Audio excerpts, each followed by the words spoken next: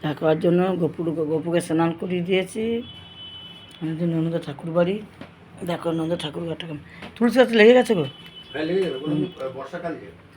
এই যে আমার গপু সোনা, বর্ষাকাল লেগে যাবে। গপু উঠে পড়েছে, গপুকে স্নান টান হয়ে গেছে। এই যে আমার শাশুড়ি মা বসে আছে, ঠিকঠাক করে লাগাতে হবে। ঠিকঠাক লাগাতে।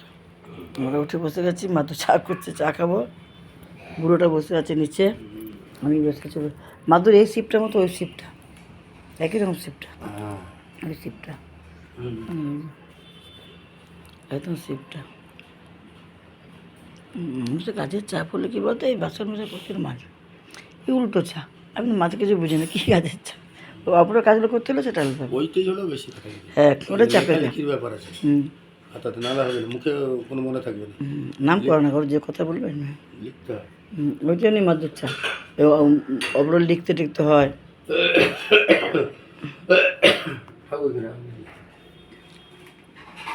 এখানে সবাই বসছে, এবার চা খাবো আমরা। চা আসছে, চলুন চলুন মা আসুন। জল খাননি? এই যে নিন, এই জলটা নিন। জল খাচ্ছি, কোনো কিছু মনে রাখতে পারছেন না, ভুলে যাচ্ছে সব। উল্টো পাল্টা বকছে, একটু মনে রাখতে পারছে না মা, সব ভুলে যাচ্ছে, সব কথা মনে রাখতে পারছেন না। এটা মাদুর ঘরে এসে জানে না, এটা বলছে জয়ী আমাকে